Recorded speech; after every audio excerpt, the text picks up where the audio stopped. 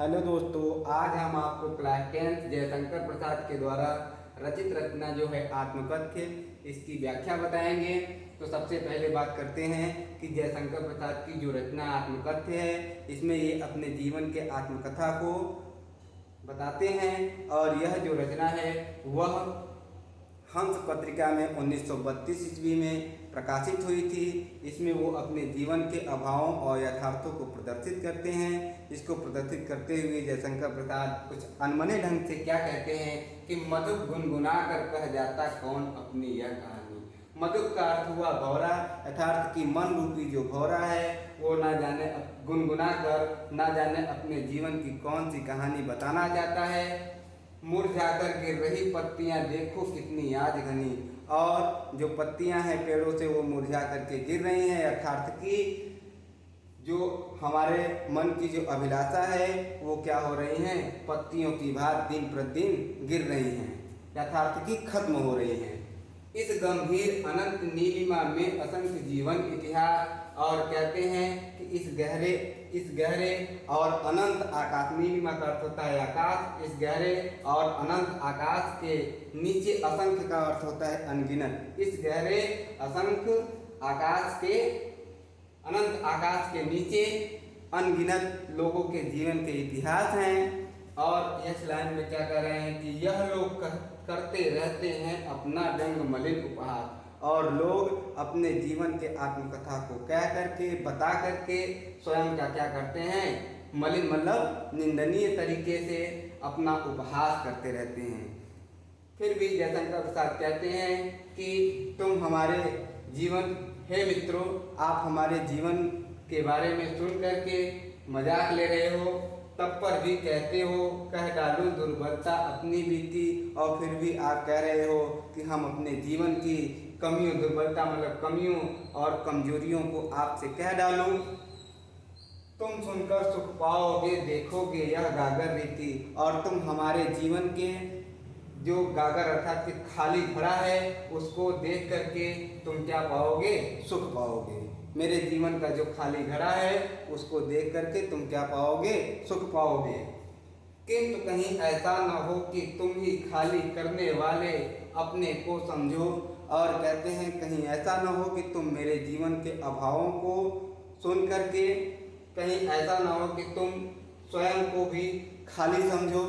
और फिर भी जयशंकर प्रसाद कहते हैं कि हमारी कहानियों को सुनकर, हमारी आत्मकथा को सुन करके आप अपने जीवन के अभावों को दूर करें।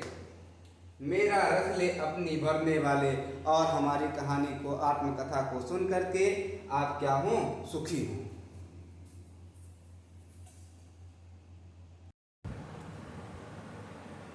इस पंक्ति में जयशंकर प्रसाद जी अपने जीवन की आत्मकथा को दर्शाते हुए थोड़ा अपने जीवन के प्रेम प्रसंगों का वर्णन करते हैं।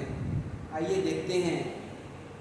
यह विडंबना अरे तेरी हंसी उड़ाऊं मैं, कहते हैं कि ये जो मेरी आत्मकथा है, आत्मकथा की विडंबना है, इसको सुन करके लोग हमारी हंसी उड़ाते हैं, जिसको मैंने बहुत सरल तरीके से लोगों के सामने प्रस्तुत किया है।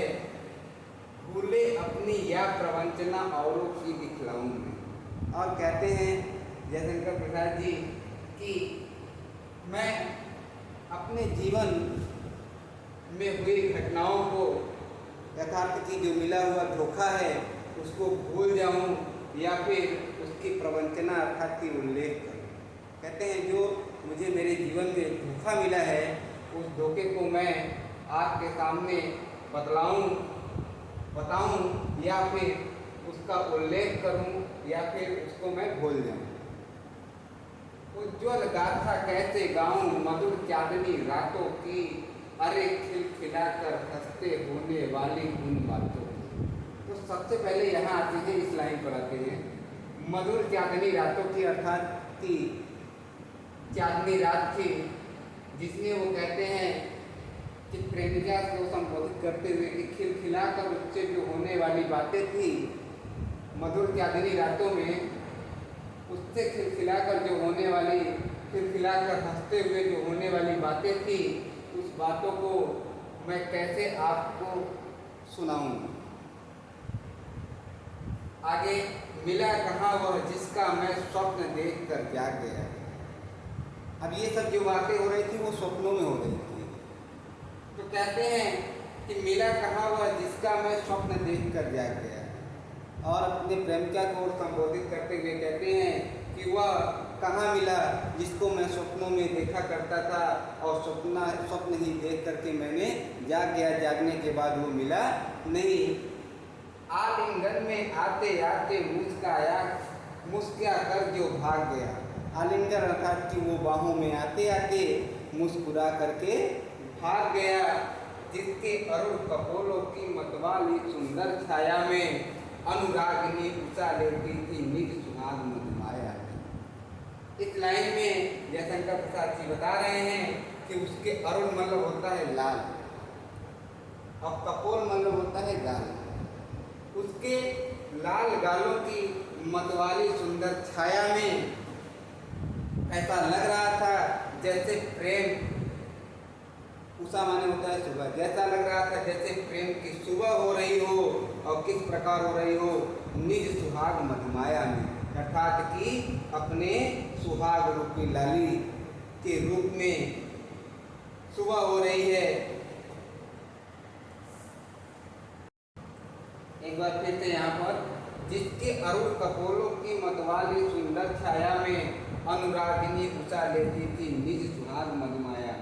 बता रहे हैं जयशंकर प्रसाद जी कि उसके लाल, अरुण माने लाल होता है, कपोल माने गाल होता है। बता रहे हैं कि उसके लाल गालों की जो मतवाली सुंदर छाया थी, जो उसकी सुंदरता थी, मतवाली सुंदरता थी, उसे देखकर ऐसा लग रहा था जैसे कि प्रेम, अनुरागिनी का अर्थ होता है प्रेम, जैसे प्रेम सुबह ले रही हो, जैसे प्रेम सुबह ले रही हो अपनी निज सुहाग मधुमाया में। अर्थात निज माने होता है अपना, अर्थात कि अपनी सुहाग की लाली ले रही हो, ऐसा लग रहा था।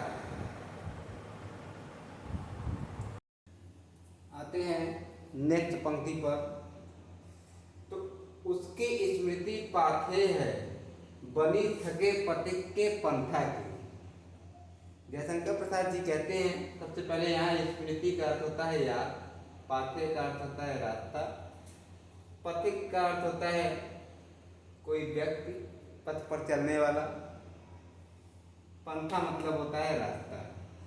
तो यहाँ इस पूरे लाइन का जो अर्थ है, जयशंकर प्रसाद जी कहते हैं कि उसकी स्मृति पाथे है बनी थके पथिक के पंथा की। यथार्थ कि उसकी जो यादें होती हैं, जीवन के जो सुखद पलों की जो यादें होती हैं, वो व्यक्ति के, पथिक का मतलब होता है व्यक्ति, पथिक के जीवन का रास्ता बन जाती हैं, पथिक के जीवन जीने की रास्ता बन जाती हैं। अर्थात पूरे लाइन का अर्थ अगर हम ले लें तो किसी भी पथिक के यादें जो होती हैं वो उसके जीवन की जीने की रास्ता बन जाता है।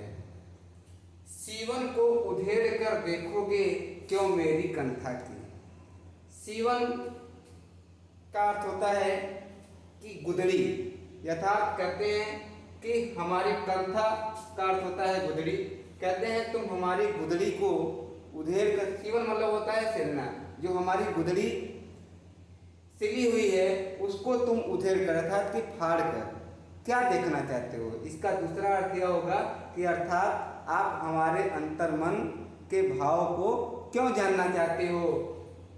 छोटे से जीवन की कैसे बड़ी कथाएं याद करूं, और मैं अपने इस छोटे से जीवन की बड़ी बड़ी कथाओं को कैसे याद कर डालूं। क्या यह अच्छा नहीं है कि औरों की सुनता मैं मौन रहूं। और कह रहे हैं क्या यह अच्छा नहीं होगा कि मैं औरों के जीवन की कहानियों को सुनूं और मौन रहूं। सुनकर तुम क्या भला करोगे मेरी भोली आत्मकथा। मेरी जो ये भोली सी आत्मकथा है, इसको सुन करके आपको क्या मिलेगा, आपका व्यर्थ का ही टाइम, आपका व्यर्थ का समय नुकसान होगा। अभी समय भी नहीं थकी सोई है मेरी मौन व्यथा। और कहते हैं कि अब हमारे जीवन के कहानियों का सुनाने का यह सही समय भी नहीं है।